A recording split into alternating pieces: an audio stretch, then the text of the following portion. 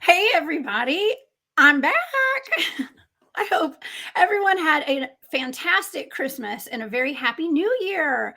I have not had a show since the last remote viewing show that Barry and I did on here about the weaponized natural portals all over the universe and on Earth. Okay, so tonight I have another fantastic show for you. We're going to keep the ball rolling here with these blind targets that Barry Littleton has assigned me, and they are out of this world, quite literally. And we're going to have a really great time tonight. And for anyone who's interested, if you would like to support the things that I'm doing here at the Cryptid Huntress on YouTube and on Spaced Out Radio and Patreon, join my Patreon. Okay, please, that would be awesome. And also shop with my shop on Etsy, War Woman Goods. You guys can find all that information at thecryptidhuntress.com.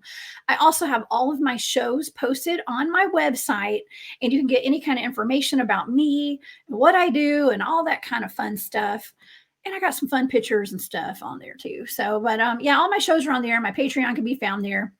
I'm the Cryptid Huntress on Patreon. I'm also the Cryptid Huntress on also social media platforms, as y'all know. So, y'all know we have fun at the Cryptid Huntress on YouTube. So, thank you guys all for being here today or tonight. Okay, so all of my data, I have 2 targets for this evening's show, and I'm going to reveal what those targets are in just a minute. I guess you already know by the title of what we're talking about tonight. But if you'd like any of my remote viewing data, any access to it, it is all on my Patreon. So be sure to become a member there. I have a great Patreon family. I post all of my shows there, all of the data. And there's a lot of things on here that I can't speak publicly about because it's either too sensitive or my channel, my channels get shut down. Okay. And so I have to be really, really careful. There is a vested interest on keeping the truth secret. Okay. And so, and I'm not trying to keep anything secret, of course. Y'all know I spill the tea on this show. But just be sure to join my Patreon. It's a great way to support what I do. Okay. And also I have Barry Littleton here with me today. Please support Barry too and go to his YouTube channel, subscribe, and to his Patreon. It's Barry Littleton. Okay. And I'm going to pull this back up at the end of the show tonight. But please support Barry Littleton. He is doing great work out in this field, and he deserves all the support in the entire world. Okay. Well, y'all know Barry. He is he's a very good friend of mine, and we've been doing some amazing work together, and it continues tonight. All right. Barry is a paranormal researcher, an experiencer, and just an extraordinary human being. Okay. And so he's backstage. I'm going to bring him up in just a minute. But first, I want to talk to you guys about what we're going to be discussing tonight. Okay. There's a mountain near Mount Adams in southern Washington known for UFO sightings, anomalous lights, a possible alien hangar, and other tales of high strangeness. There are reports of this mountain being holographic. Now, Barry has actually experienced this firsthand. In the mountains of Peru, okay, this is my second target. I have 2 targets, y'all. The mountains of Peru, anomalous activities have been recorded by Gladys Cordova of GCE Peru on the mountain range that is actually in her backyard. Peru has had a long history of extraterrestrial contact, and the activity seems to be similar of that of this holographic mountain in Washington that I remote viewed. You guys, these were blind targets. I had 2 sets of coordinate numbers. That's all I had. And I think, once again, we have knocked this one out the ballpark. And so Barry is the one who tasked me those targets. And so tonight we are going to be discussing both of these targets in detail. And so please help me welcome to the show tonight, Mr. Barry Littleton. Hello, Barry. Hey, what's going on, Jessica? Happy New Year. Thank you for having me again. Yeah, this is an interesting one for sure. These are both very interesting. Happy New Year. It is so good to be back. Too. Right before we went live on this, we're actually recording everyone tonight. So we're in the chat tonight. But before we went live on this, I said, I wonder if I've still got it. It's been a couple of weeks since I did a show. So I think hopefully we'll run smooth tonight. It's going to be good. So it's been a while, right? I think it'll be good. And it's such a unique topic, if nothing else, that I think that I don't know, it'll be cool. These are very unique.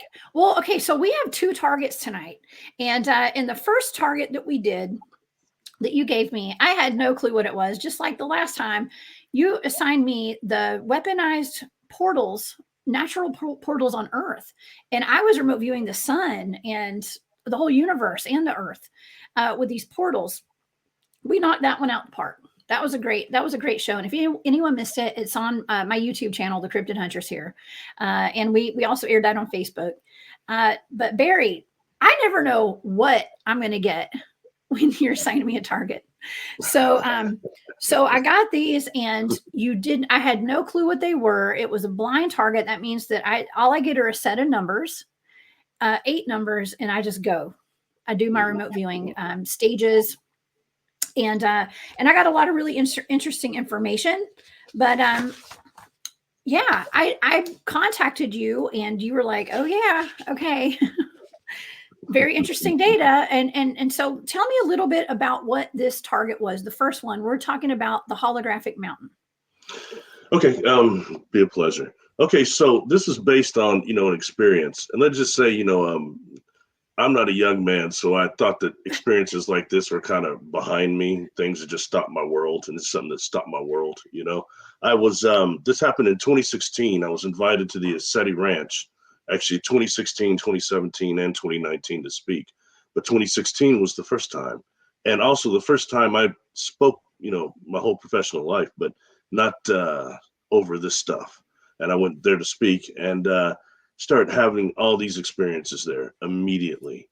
But this particular one, all right, would have been, a couple of days before the conference actually began, I do believe, or was it after? Either way, I'm walking with another gentleman, Albert, that worked there, and we're walking around what's called the property, like out there, and then coming towards the what they call the Pleiadian Circle, all right, and we're standing in there talking, and immediately we get in there and talking, I'm noticing this very large star to the left of this, to the right of this pine tree. And at first I thought it was Venus or maybe Jupiter. They're pretty bright at night. And it after a while we're talking and it starts moving, like going up and down a little. And finally, at a point, after a couple of minutes, Albert points out, he goes, "Man, are you seeing that star over there?" I said, "Yeah, actually I am, and it's moving." And then that's when it goes to the other side of the pine tree. Okay, unmistakable big move. All right. And at this point, it starts pulsating, and it turns into what appears to be about 4 or 5 balls of light. Okay, then it goes back to 1. Then it goes vertically first, then it goes laterally to about 4 or 5. It comes back to 1. And at this point, Albert starts, breathing kind of hard. He's seeing this too, and then it starts moving over on the other side of Ascetti to actually the right side of it there. So that would be this mountain range called Sleeping Lady, is what they call it. Okay. Is that it? That's not it, I don't think. Or maybe it's the other side of it. I think it's the other side. It's the mountain. It's the mountain, I believe. Yeah. Well, it's a mountain range. There's several of them, and it's from a distance. That's cool. The top one is called Cat's Cat's Peak, I think, or something like that. And so this thing actually moves over towards that mountain range, and it goes over behind the mountains there, and it starts descending as it's morphing several times, descending behind this peak, this Cat's Peak or whatever. Okay, and as it goes down, then it goes down, it goes out. All right. Then suddenly it reilluminates. And when I say that it reilluminates, I can see it through the mountain. Through the mountain. Wow. And that is beyond impossible, what I was seing. All right. And at this point, nothing's impossible. Poor Albert is over there, like kind of like a football player that was on his. He's not breathing real hard, but yet we weren't communicating, you know what I mean? And later I would ask him what he was seeing, because, okay, this thing It shows, then it like rises above the mountaintop and then does it again. Because I figured when I first saw this, I'm like, okay, maybe somehow this mountain air has got to my mind. And what I'm seeing is this UFO going down in front of the mountain, then re-illuminating. And my visual acuity is off. But that's not what it was. Okay, it did this several times. And I asked Albert finally, I said, what are you seeing? And he's saying, this has got to be a trick. It's impossible. And I said, never mind that. What is it you're seeing? And he said, I can see it through the mountain. Is this some sort of hologram? What is this? And I can say nothing because I was just as blown away because I'm trying to tune into the experience as it happened. As soon as I saw this thing, I'm trying to tune in telepathically. And it seemed like I couldn't fully get through. What I'm seeing are like these white cactuses in a very odd arrangement in some type of arboretum. Because I try to see the life forms that are on board. That's what I kept picking up. All right. Wow. Yeah. So anyway, this thing goes down. It does this a couple of times. The third time it comes up and it goes back down, re-illuminates. We see it, then it goes down and it just goes out, and the experience is over. All right. Wow. On my YouTube channel, if you go to the playlist and go to the Ascetti Ranch, there's a bunch of videos on there, but one of them says the Holographic Mountain. When I got done with this, James Gillian was all over me and Albert to do a video about it. So he filmed us talking about this. Forgive me, I was probably jumping around like a kid because it was really, and it's one thing to sit here and talk about the holographic universe, the holographic principles, and that's just talk. It's another thing to really experience something like that. And that light, being able to see through that mountain, that takes us into something that's called octopole light, which is a different type of light that can only be seen with the divine eye, with the third eye. Very interesting, the technology that they're using and stuff like that, and how they can tune us consciously into experience like that. So stepping forward quickly, okay, sorry, for too much time. When I was invited to speak again in 2017 out there, this time I had to know what all I was dealing with before I went out there. I had other experiences out there too, and that was a big one. All right. But I wanted to know actually what I was dealing with. And specifically, I wanted to know what my subconscious and superconscious picked up during the experience itself. We're registering at all times on the superconscious level and recording it all the time. And we don't fully have access to that unless you go really deep hypnosis. Unless you're just a complete bad ASS, you can't. You get some of it to the alpha state, but some of that stuff to get really to the superconscious, you got to get to real deep theta, almost delta. Right. You know better than anyone because you're a hypnotherapist, so you would know. Yeah. Yeah. But anyway, so what I saw, during this regression, I've got another video on that playlist on the Ascetti Ranch on my YouTube channel that says my hypnotic regression. I try to show pictures of all that. There are pictures of Sleeping Lady there and all that stuff. That's on the other video too. We're going to pin that in the comments tonight in the chat. Okay, so we're going to have it up there so people can see it. Yeah. Cool. Thank you. So this what I saw is the being that was piloting this. Not just with these type of white cactuses, some sort of crew members. Okay. You don't think about that. We think of cacti, really things like peyote and things like that. Where does all that come from? Truly, But anyway, the being that was piloting this, to me, it looked like a rhinoceros without horns, kind of. And there's other illustrations Kasara has for another experiencer that I have on that video. That's a being that looks similar, that has a badge like this thing had. The thing, I don't see symbols on most of the uniforms during my experiences, but this thing had a symbol on it to me that looked incredibly like the Toyota, the Toyota emblem. Looked a lot like that. Yeah. So anyway, interesting. I don't make the rules here. I just observe them. Gosh. Me too. Yeah. So this thing went down, but where it was going to, inside this mountain range, kind of underneath it, is a city. And it's some type of almost crystalline lattice type of a city. And there are two things I've seen called in cave dwellings in caves called the Chandelier Room and also the Pumpkin Palace. I've got pictures of those on those videos too. it looks the walls of this place look similar to that, the structure of it, especially inside. And the information I was picking up during this regression was that the stuff that was transmitted during the experience is that it's somewhat, for us, we call not just multi-dimensional, but the beings going there are half phased in, phased out, I think. And they were saying how beings like us, I guess with our density, if we're in that city, our negative emotions can shatter walls and damage things there. Kind of like on Stranger Things with 11, right? And that Montauk project where you can, Yeah. Interesting.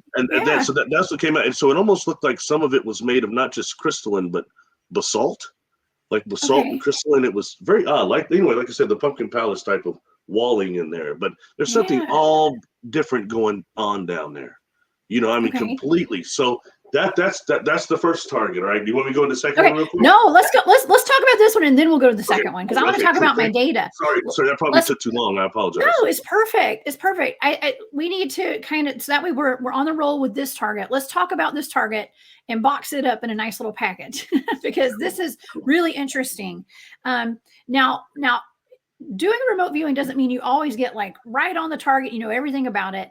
You hone in on stuff and it may be like a larger picture of the target, a very small picture and very detailed of some part of it. Shoot, sometimes you can be completely off target. Who knows? It just depends. And so with this one, I immediately picked up on a Stargate and some sort of a portal, okay? Something that was flying all around it and in it, and a grid system, and even being on ley line. So I'm not even sure if this area is near the ley line. I actually have a map here. It is in Washington, right? South Washington. Yeah, right.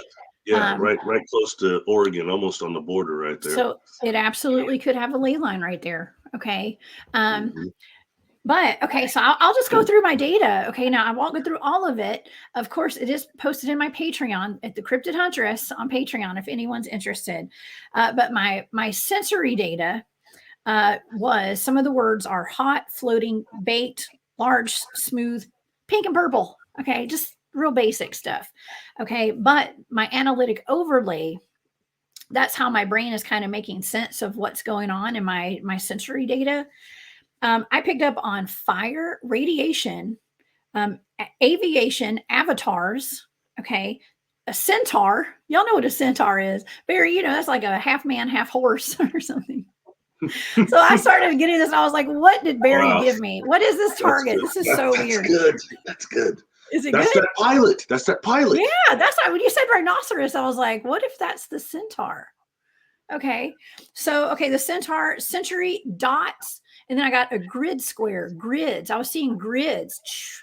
And, a lot of times when you see a grid, that could be a portal. Okay. And so the next AOL analytic overlay, I was getting flight, portal.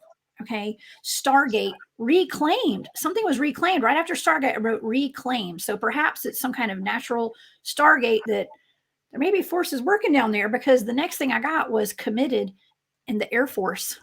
Okay. I picked up on in nautical things as well. I was picking up on nautical data and something about the sky. And I drew nautical. Nautical. That's like the water, something to do with the sea or the ocean. Okay. So you're like, as in water. You're actually seeing water in there, or? Well, I picked up on Hawaii too. Okay. So something about Hawaii has something to do with this. It was actually, I was hearing that song by Katy Perry called Harley's in Hawaii. I kept hearing that song in my head. Maybe I've been listening to too much Katy Perry. I don't know. But I kept hearing that song as I was remote viewing this. I was hearing riding Harleys in Hawaii, but I was picking up on some kind of nautical theme. And that happens when you're remote viewing. You don't ask questions. You just write it down. Okay. Because it could have something to do with it. It may not. I don't know. But something, I was picking up the sky. So I was seeing things flying. I was seeing a grid system. I was seeing portals, a Stargate, strange hybrid beings like a centaur, and something like a Stargate that has been reclaimed is what we called it. What I say we isn't like I got more than me in my head here. What we call it. But it's something to do with like our military is involved with this apparently. And I believe you asked me that after I got done. Did you said, did you pick up on any military involvement? I think this was the target. And I was like, well, yeah, because the next thing I got was dark projects, of course. Okay. 0 Dark 30, whatever that is. That's like a movie, isn't it? Something to do with the military, I think. I'll tell you real quick. Let me just interject this. I don't want to stop you at all. Okay. But I automatically was detecting then that the military has to, I mean, there's no way they don't know about that location and that whole thing. Not just Mount Adams and where SETI is, but that mountain range right next to it there. And they call it Sleeping Lady because it looks like a woman laying down when you view it over there. And you'll see it on my channel. It looks like a woman laying down. That's why they call it that. Yeah. But anyway, James Gillian had told me that there were guards stationed at the top of Cat's Peak or whatever, and they never know why they were up there. So there's no way they'll know about it. But I tell you what I saw, my friend. I don't think they could do a whole lot about it. You know what I mean? Not yet. Well, anyway, so I'll shut up from there. So. Well, if there's anything we know from the Cryptid Huntress remote viewing targets, it's these mountains contain bases. They contain underground cities. They contain all sorts of stuff that's hidden from the general public. And this is one of those mountains. Obviously, this is definitely one of those mountains. And some of the things like you picked up, just to hit a couple of things. You talked about the grid. That grid is being generated from that device inside Mount Adams that is called the OR station. I've talked about that on my channel too. There's a picture with the video is actually called that, the device inside of Mount Adams. I did another video with John Vivinco as his team had remote viewed and saw it also. That's independently of how I saw it under regression and stuff. So I mean but that thing is scanning people's soul life memories. And then it produces something through like this orb technology. And the orb, it can be microscopic, but once it gets in your biofield, it alters your perception and pushes you forward. You know what I mean? Something that pushes your consciousness forward. So I had during my regressions, I wanted to know how much also was me actually experiencing this versus me getting these orbs giving me from this OR station is giving me projections or something. You know what I mean? I try to go deep with things consciously and what I experience. It's important, I think. Anyway, so Barry, I can't believe you just said that, because you know what, the next part of my data was souls, earthbound spirits, souls, and drop-ins, like drop-in souls, things like that. That's in my data. Fascinating. Fascinating that just all goes, it all ties together, and Mount Adams is what it appears to be. There's some sort of base in there, some sort of hangar, and you've got different extraterrestrial species in there that have been interacting with the Native Americans from that area for a very long time on Mount Adams. So then that way, that is SETI Ranch. I will say some people, I know there's a lot of controversy going on, but I will never say anything negative about that ranch. And if you get a chance to go out there, I would advise you do it. Take it. It's a spiritual experience. I picked up very spiritual. Yes. I mean, I was picking up on a very spiritual land, a very spiritual region right there. And that's actually in my data. That's in my sensory data. I was feeling and I was seeing, I was hearing spiritual. But I was picking up on a lot of spirits, earthbound spirits, souls, and like drop-in souls or drop-ins, and I know I've talked about that with my friend Tom Springer he came on Spaced Out Radio as my guest. He has a podcast called Stuff I Never Learned in School, or from a school book or something like that. Amazing show. You guys check him out on YouTube. But he feels like he's a drop-in entered his body at some point after he's a sniper in the U.S. military. When you say a drop-in, is that similar to what New Agers call a walk-in? Yes, a walk-in. Yeah, okay, I guess because I guess maybe I wrote down drop-in, but I was thinking walk-in. I'll tell you, I've met when I was younger. I met a walk-in. Okay. She no longer is with us now, but and she was real, and something was an Arcturian said that she'd come into her body, and there was an agreement, and it was really a trip. It was real. And at first I wrote it off as I was just getting my psychology degree. I thought, okay, this is somebody like Sally Field from Sybil, multiple personality disorder. They changed the title of it now. But anyway, not the case, something different. So anyway, that's cool. Hey, but that's cool. Well, okay, I've still got more data with that. Okay, the last bit of my data actually is after I wrote down, like I was actually seeing like an intangible spirit, like something that was not solid. It was kind of like a soul. And I actually wrote that in my sensory data here, spirits. And then I got obtained and reincarnated clones. Okay, clones.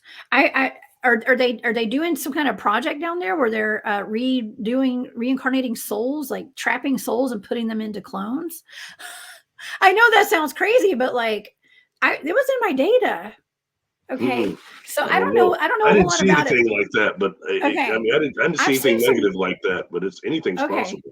There's no telling. I seem to pick up on the negative sometimes, and like Tanya, it's reality. When Tanya it's reality. It's reality. She picks up on the good side, and I'm always like the dark side. I get that. but it is what it is. There's a duality to everying. So you never know. There could be some good stuff going on. There could also be. Did you pick up anything good? Did you pick up anything good? I mean, it's a very spiritual place. Yeah. I mean, it was.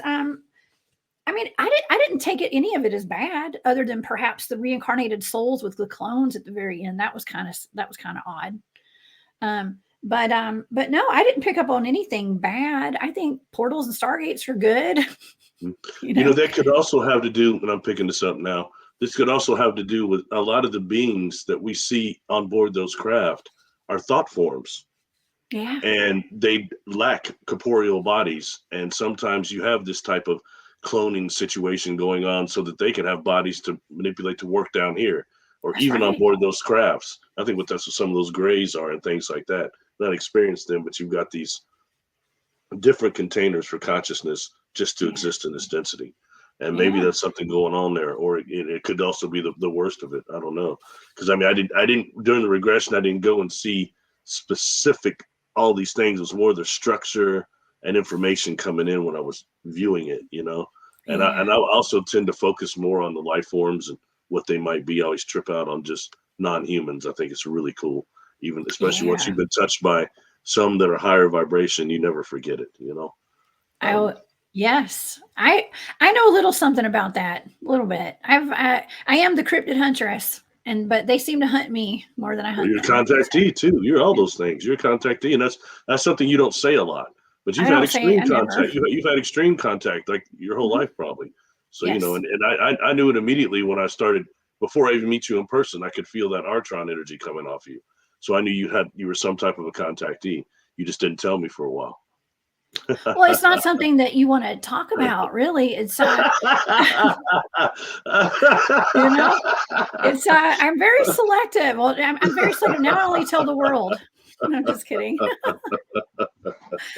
No, we just have a worldwide audience that I tell now. So, but before I didn't tell. Why? Because it's odd. Because when you have experiences like that, your rational brain wants to think, well, that was a dream. That couldn't have been real. But with it's very real when that kind of stuff happens, and you do meet ETs, and you do meet, and you have these experiences with spirits and ghosts and Bigfoot, and all these different cryptids. It's very unreal, but it's almost like you're in a dream state, honestly. And that's the way it works, because it's consciousness, and that's the way it works. It is a conscious thing, and exactly. And after the event of meeting like a higher vibrational being, especially, it becomes fragmented. It does. It's like as my brother would say afterwards, it's like, it gets kind of like that. And, sometimes that's why we have to be really suspicious of these individuals that have these perfect stories. You know what I mean? Like when I tell what happened to me, now it sounds very congruent and it sounds probably decent and reasonable and all that. But the fact is, it was very fragmented from many different experiences in terms of I had to pull it together. And I was somebody that was against hypnosis for a long time. I'm not like Travis Walton. I wouldn't.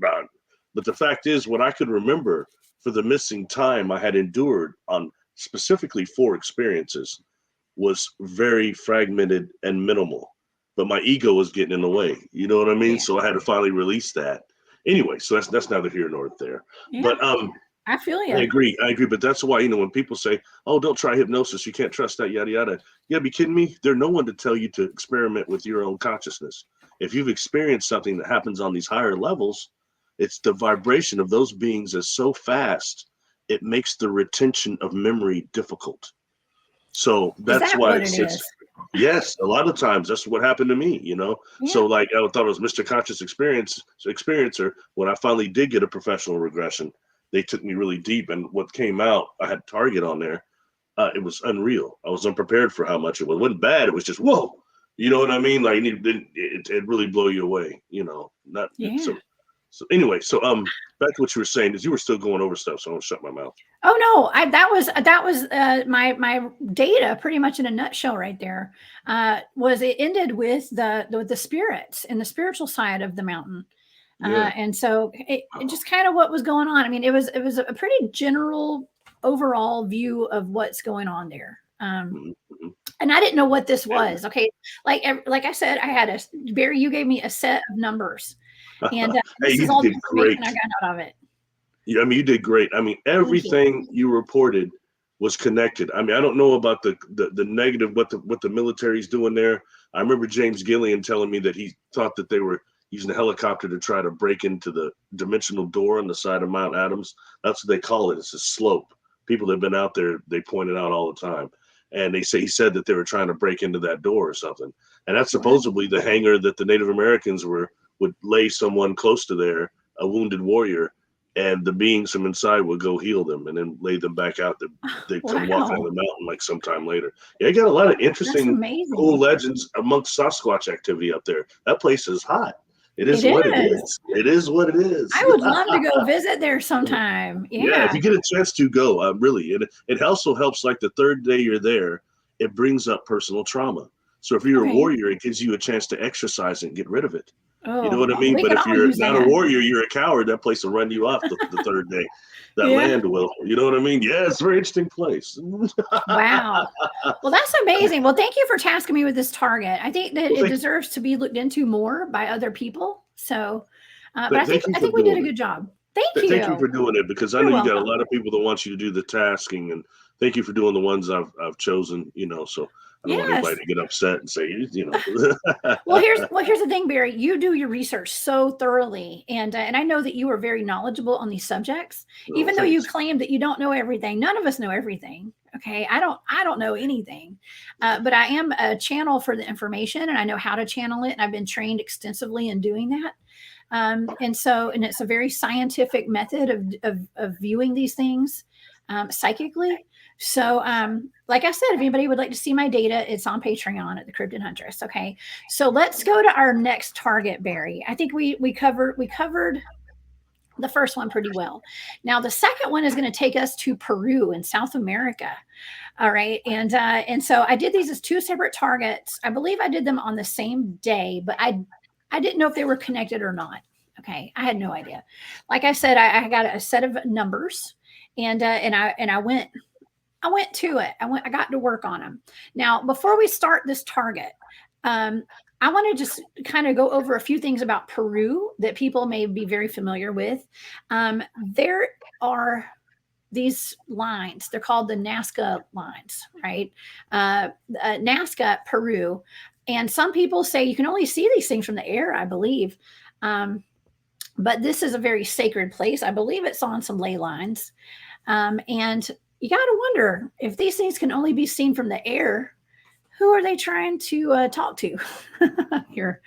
All right. So Peru is known for having UFOs, UFO sightings, even giants. Okay.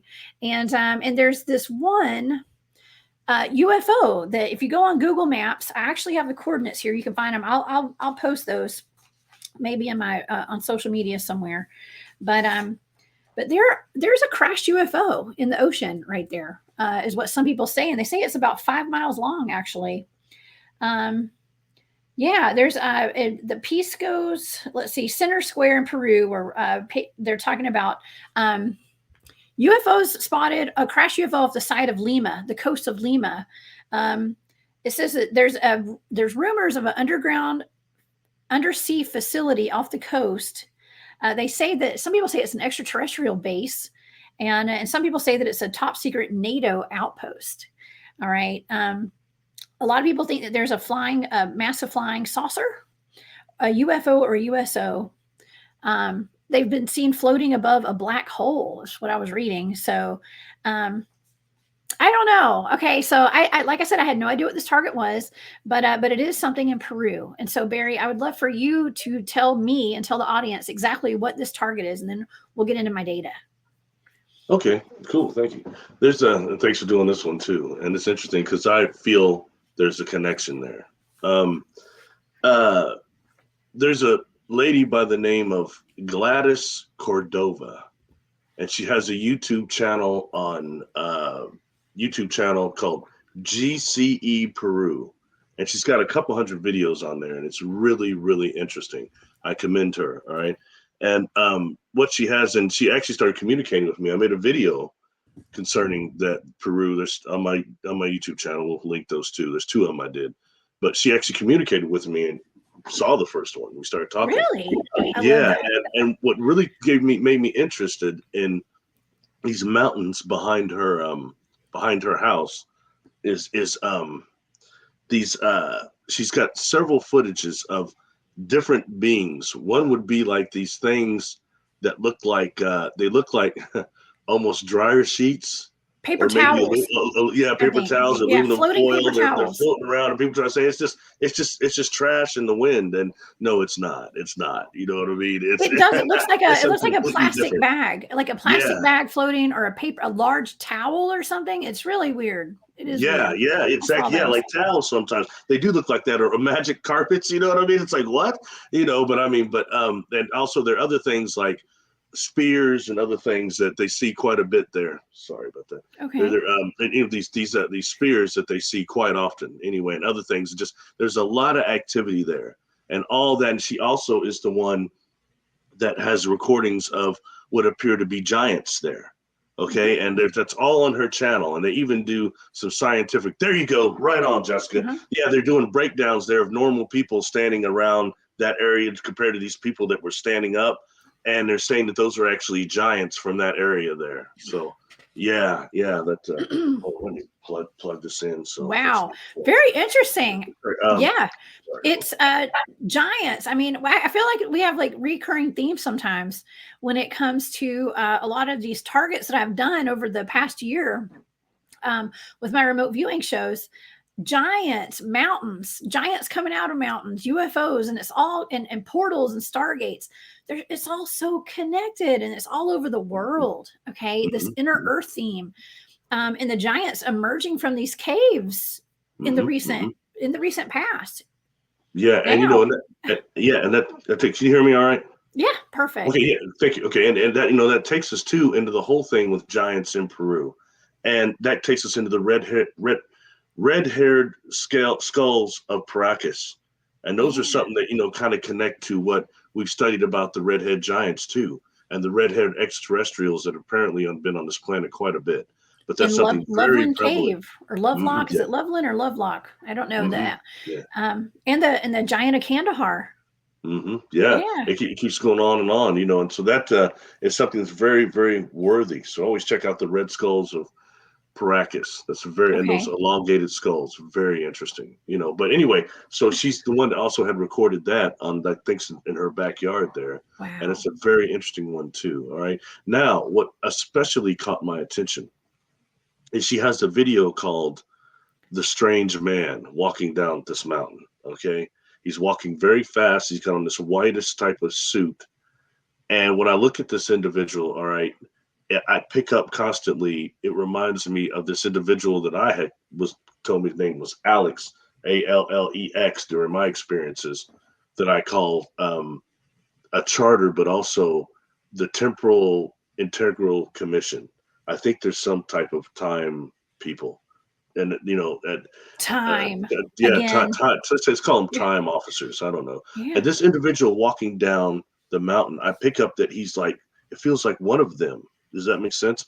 So anyway, as this goes forward, I mentioned this, and I've got a video on my channel too that is called the Temporal Commission And I showed that in some sketches of what this individual Alex looked like, and even the uniform he had on was slightly different. But something this guy, it's just something, a similarity. And I also question if he might be a giant too, walking down. He's moving awful fast on mountain terrain, and it's just very bizarre. And this is something that Gladys, we started communicating, and she told me that this strange man was one of these dryer sheets looking things. And then it stopped, and then it morphed into him. So I went back, started looking more at the other videos she linked me to, and I saw it. Because at first I'd only seen it when it looks like for a second before he goes walking down the mountain, there are two of him that he seems to come together and walking down. And that to me, scientifically, is what they call the quantum hologram. When these beings are using these micro wormholes, whether they're small here on Earth or big ones, that quantum copy is made on the surface that I've talked about, and that's what you're seeing. That's why you're seeing two of them. You also see it with UFOs. When you see a UFO, there's just one there, and then all of a sudden, boom, there are two, then there's one again, and that one's gone. It's because it makes that jump through that wormhole, that frequency change, and when it does it, that quantum hologram is apparent for a minute, and then it's gone, then the first one is gone, the last one is gone. You're seeing the same thing with that man. Oh my gosh, that makes sense. Yeah, you're seeing the same thing with the strange man walking down the mountain. So anyway, that's what really made me so curious. Mind blown. Yeah, so I asked Gladys before I gave you the target. I said, "What is the name of the mountain that the strange man was walking down, and the one that you're taking the most pictures of back there?" And her first response was, "Well, Barry, all the mountains in Peru are very active." I was like, "That's cool, but what is that one?" Oh, what's that one called? And she said it doesn't really have a name, so she calls it the Mountain of Friends. And she refers to most of these beings, whether it's the strange man or the dryer sheets or any of the other phenomenon she has on that channel. It's incredible. She refers to them as SIODs, for intelligent beings of unknown origin. That's what she refers to them to, SIODs. So anyway, it's a really nice lady. I really encourage people to go check her channel out, subscribe,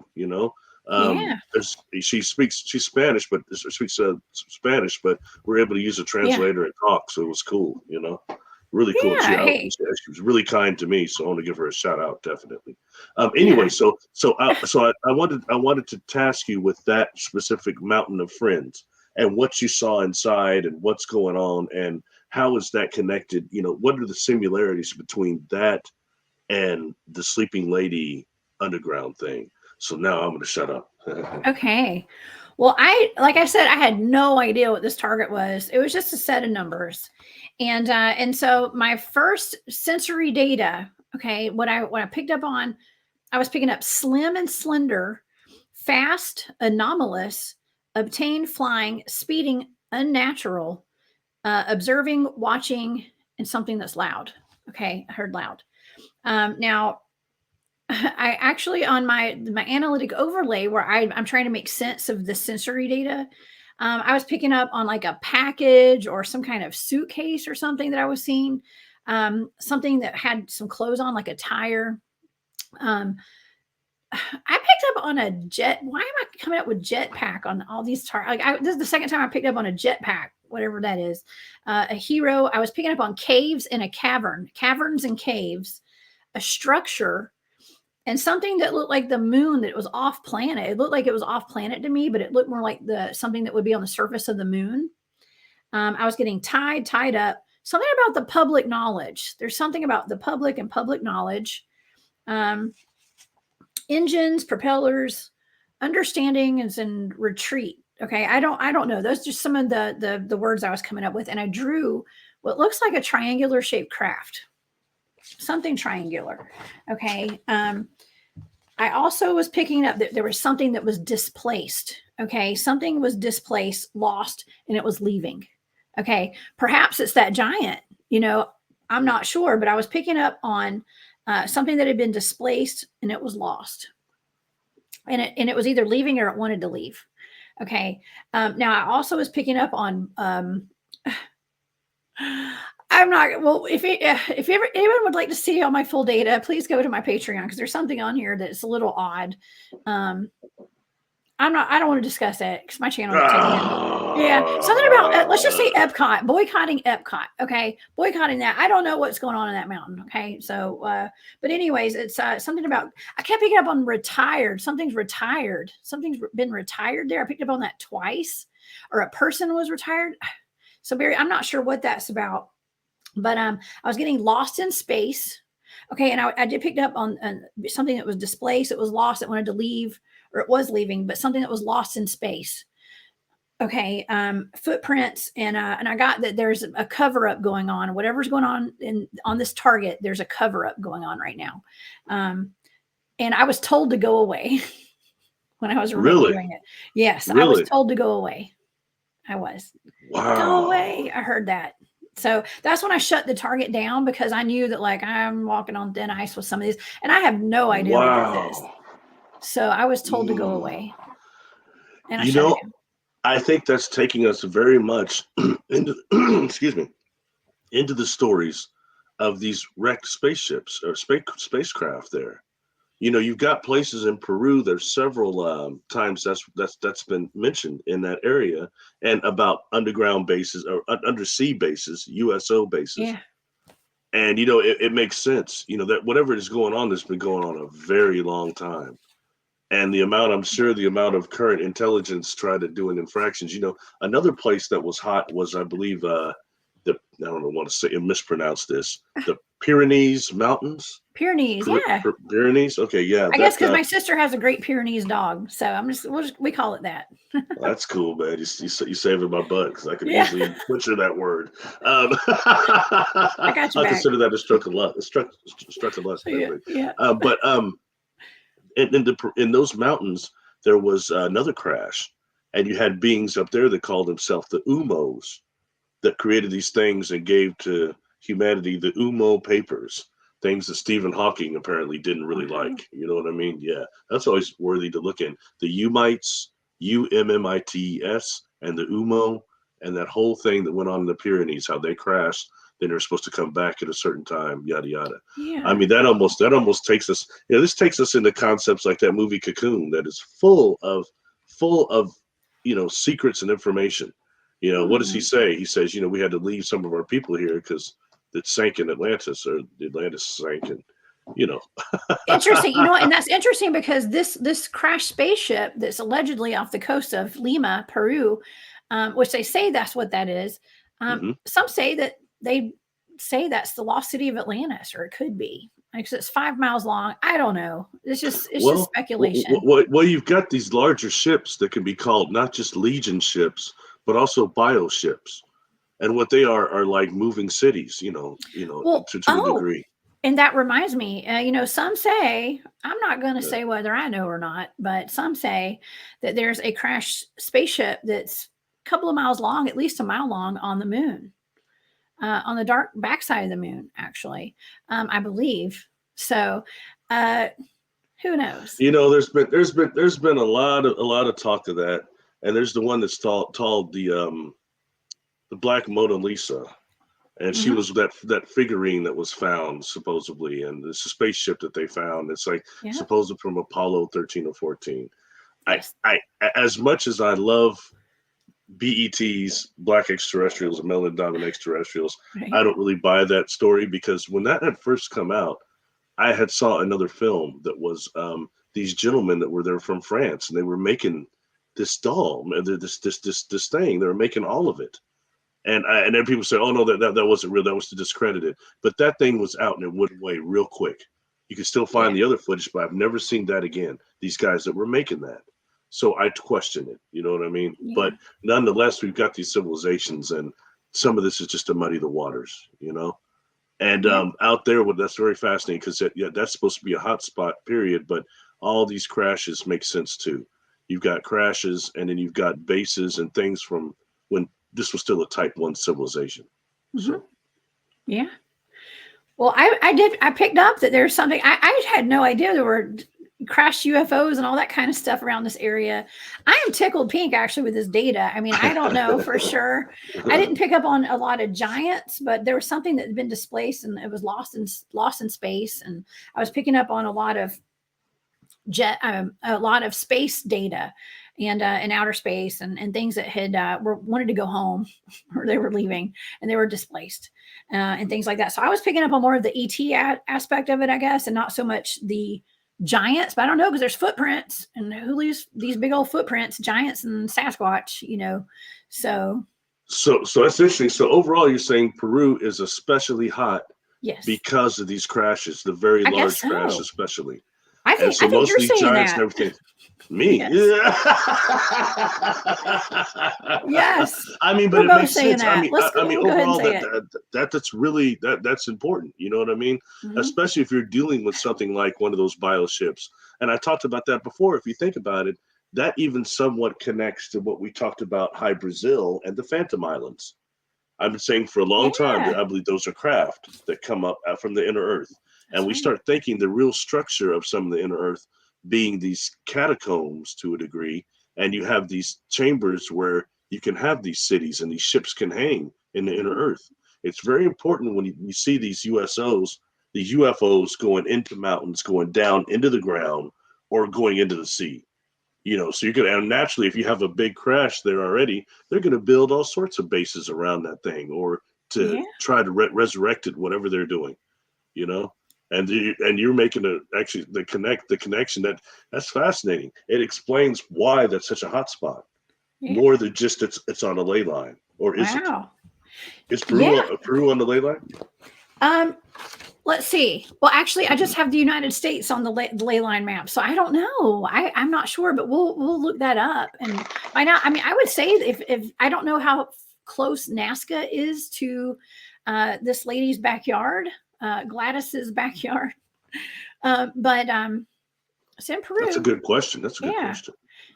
So we'll look it up. We'll look it up. I didn't think to look that up before we started the show, but I'm going to do some digging. We'll Tell me, out. So what connection are you seeing between the two targets? Is it the military involvement? I mean, I'm seeing, first of all, cover-ups, military involvement, the public, I mean, it not being public knowledge, but it needing to be or it's becoming public knowledge now. We are the disclosure, Barry. So it's people like us that are looking at this from a different type of way. I'm not digging through police reports and things like that. I'm remote viewing these things. And here's the thing, I'm remote viewing it with blind targets, not having a clue what these numbers mean, and coming up with data that is significant to stories from this place.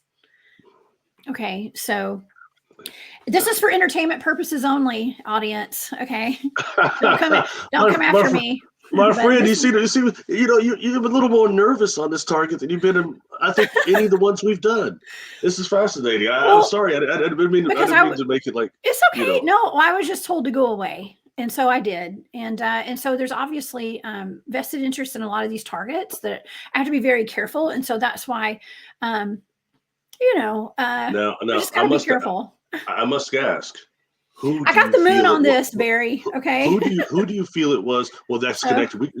I don't know if we've done one over the moon yet, but but the dark side of the moon. I'm not doing yeah. Well, I've done a few videos over it. The dark side of the moon, though, is where you've got other anomalies that would be the castle, the shard. Yeah, and those are big things. So go to my channel again. My channel, I've got stuff on the moon on there, both, and what I think maybe the Chinese saw when they went over there to the dark side recently.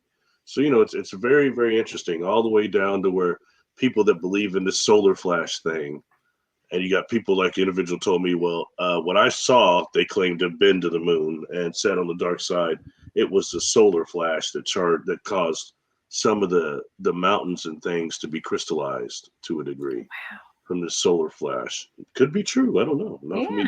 Not for me to say, But anyway, that's amazing though. That's so. Question though, who do you think it was that tried to discourage you and told you to go away? Who do you feel that was? Actually, I got it while I was picking up on whatever being that is that's lost there, something that's lost, and it was kind of wandering, trying to get back home, and it was leaving. That had been displaced. It was whatever entity that was.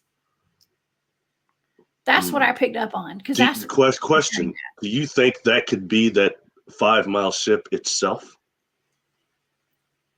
I don't know. I don't know the proximity. I don't know. It could be. I We're don't know dealing where with that is. sentient craft.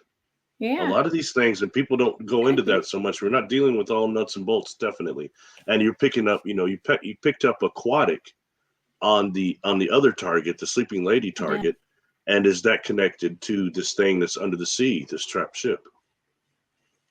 Very interesting, I think. I think it's very It takes us interesting. into aquatic beings and aquatic, all sorts of stuff going on Yeah. there. Well, we looked And into some aquatic cryptids when we did the organism 46B, and we looked into the ninjins and all that kind of stuff. I mean, it's endless. The high strangeness that this earth holds. well, definitely, this is such a concocted world. And everything we see is not as it is. Like I said, when I saw that holographic mountain, I had to accept that. And, Albert saw it too. And I can tell you that type of delusion is not shared. So I'm glad somebody else was there because, like I said, it's one thing to have these scientific principles and have an understanding of it. It's another thing to experience that stuff. And I was out Yeah. there, I was just blown away. You know what I mean? Yeah. Straight, plain and simple. But there's so much going on that proves, because I was thinking to myself, oh my God, how could there be these people living out around here and they don't know this? You know what I mean? But it's a matter of some Being of on the us can see, frequency. some of us can't. Yeah, some of us get near that aura station and we activate it, I think, by bloodlines and by soul memories and by our soul memories as immortal souls activate some of those things too, I think, and our Yeah. bloodlines and all other stuff going on out there. While some of us get around those things, have these experiences that are just heavy. We Yeah. activate that orb station and all that. I think it's functioning for about anybody that's so close to it, but some of us like blow it open or something. I think that's a great example. The way you're describing that is to how, like, even my teams, my Bigfoot research teams, I guess we're not just Bigfoot anymore, y'all. We're into Barry. We're into everything. Portals, ghosts, aliens, whatever's out there, dogman, whatever. But it's because when we get together, we've got the synergy about our team where it blows everything wide open, and we have a lot of activity everywhere we go as a team, and that's also why we're kind of kept to ourselves, because the normal person cannot handle the stuff that we experience out there, unfortunately. Hey, I want to throw something in there. We got like just a couple minutes left. I want to throw Yeah, this in there. go ahead. Okay. Look, this is worthy of talking about. All right, this is a spoiler for anybody that hasn't seen Missing 411 UFO Connection. Tune out now. But Okay. man, okay, so halfway through that movie, David Pauletti's new movie, they have this experiencer that had this experience, and this craft that he saw, he calls it a craft, was in the forest, and they do a animation of it. It's a clear cube. Yeah. It's a clear cube, very much like the one you described your team experiencing and going in, except for maybe a day Yes. representation of it. And Yep. the contactee, I can't remember his name, was Bob or what it was, but he said he's old man. He's on there talking. He's probably 80 something, but he's talking about how he could see through it, but he could feel a force coming from it too. And then there's like a being, a humanoid that comes out from around, asks him if he's hungry, and throws and levitates some pills to him. And he has Yeah. this experience after that. And it's all connected to elk. They had taken the elk off this man's property. And Pauletti's connects that to all these elk hunters that come up missing in 411. And what it's a total connection there. How many of these people that come up missing have seen UFOs just prior to this happening to them? Maybe the time they were camping before, hunting before, but they had some sort of experience with UFOs. I Yeah. thought it was really well done, fascinating, and it connects to cattle mutilations and also how those beings are just getting dropped, Yeah. and how half of the death comes from them being dropped from these things from high altitudes. And that's happening a lot. These missing 411 cases, some of these people appear to have been dropped.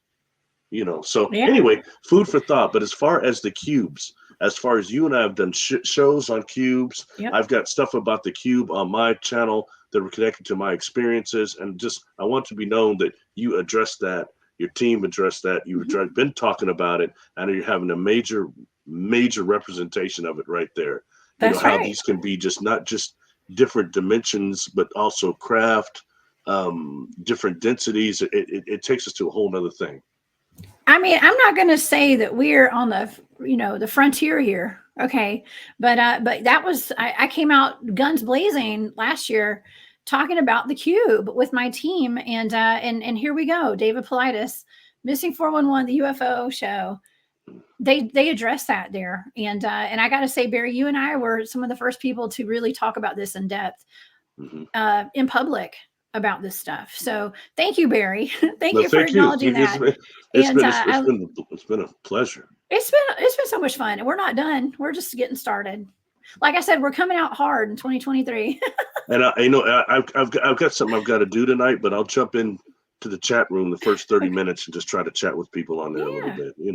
Well, thank you. I'm up in here. I'm up in this chat tonight. So, yeah. Well, here we go with that. The whole time being all an illusion, right? The paradox is here now. Yeah. Right now. We're already in the chat. We're live. Okay. But this has been amazing. Barry, this has been a lot of fun, and thank you so much for giving me these targets and allowing me to look into stuff that you've been researching. And I think we're making a good team on all this stuff, and hopefully we're getting some answers. Yeah. I guess it's worth saying that you've done 2 other targets now, and we'll do probably some shows on them or something. And each time you do a show and you release it, I'll try to release a video I have that is connected to it. So that way people can get like a double dose of it and then do their own research. It's cool. But it's so cool how much what you're showing and you're getting backs up this other, and it's blind. It's not a setup. You know what I mean? Completely it's not blind. A predestination deal. And that makes it a little bit more pure and the information more tangible for me. I like it. Thank you. I enjoy it too. And it's really cool that I don't, even after I remote view it, we still wait until this show when you and I are talking like right now for you to tell me everything about it. So, you'll send me like a video and I'll see a little bit about it. And, but I don't go super deep into the research on it until we go do our show. So I do enough to pull some pictures up, just to kind of generally what it was. So, it tickles me. I love it. Steve DeSalvo and that other lady. Dead Files. Dead Files. Yeah, no, that's the reveal. The remote viewing files. Yeah, I'm a fan. The remote viewing files. I love that.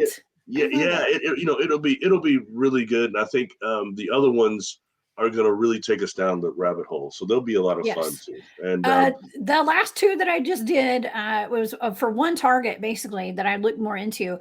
That's mind blowing. And there's actually been TV shows about this. Well, let's don't give it away because I was going to ask Tanya to remote view it as well. Okay. And maybe some of my team, I don't know. I'll find out. I'll figure it out. But that's going to be a good one. So everybody stay tuned to that. Yeah, that'll be a lot of fun. I think because I was on target with that one too, by the way. Oh yeah, and that was the potential to be very nebulous, but yet you were able to narrow it down. Excuse me. Yes. I got deep into it. That was good. Yeah. Well, if anyone would like to join Barry and I in May, we're both going to be speaking at the Journey to Truth conference in Grafton, Illinois, with Tyler and Aaron from Journey to Truth podcast. You can buy your passes now, and they got meal plans, and I think the hotel rooms are booked. They had a big response for this one. So, but there's Airbnbs, there's campsites, there's all sorts of stuff available that's very close by. And Barry and I would love to see y'all. So please come out. We're going to be doing some live presentations and stuff. So, and I think Barry, you and I are actually speaking on the same day, one after the other. So we're going to, I don't know, we're going to come out hard at the Journey to Truth podcast too.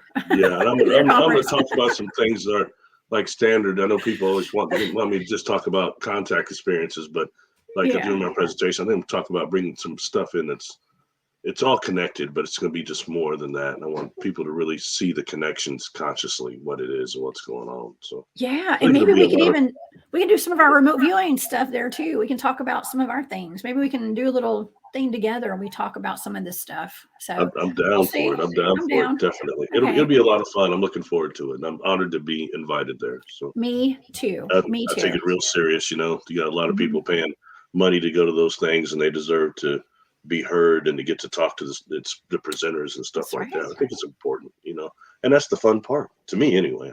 Everything's fun. Everything's fun to me. Yeah. It's going to be a lot of fun. And I get to talk about cryptids and remote viewing and Lord knows what. It's going to be a good time. Yeah. Well, Barry, this was another fun show. Thank you so much for being here. If you guys can, and I know y'all can, go subscribe to Barry's YouTube channel if you hadn't already, and become a member of his Patreon, please. And thank you for that. Thank you to the audience too. Make sure I acknowledge your audience. They've been very kind to me, and a lot of them have subscribed, and I appreciate it because I'm like you, shadow banned. So every person that subscribes and puts a like on or whatever, it helps apparently get you out of that algorithm. So thank you, and thank you for having me and accepting me.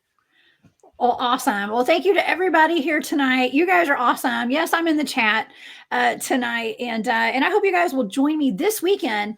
I am going to be at, of course, on Spaced Out Radio. My first guest Saturday night back at Spaced Out Radio since before Christmas, because I've been gone for 2 weeks, y'all. I have Lauren Smith of Night Callers Bigfoot Radio. She's joining me Saturday night, 10 o'clock p.m. Eastern on Spaced Out Radio. It's going to be a hoot. Please come join us. She is a Bigfoot field researcher and has a great podcast. So y'all go find her on YouTube too. Okay. Well, Barry, until next time, my friend, this has been an amazing show. Thank you. Thank you for doing it. I appreciate it. It's been fun. Absolutely. All right. Well, I'm not sure what I'm remote viewing for next week. Maybe we'll do the third target that you asked me to do. I don't know. We'll figure it out. Depends on if you're available next week. But we can make it work. We'll figure it out.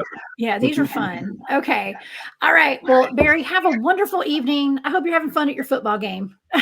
and we'll see you. Basketball. It's not even football. Okay, basketball. All right. Well, everybody have a great night. And I'm sending lots of love and light out to everybody. And I will see y'all this weekend. Y'all have a good night. Bye.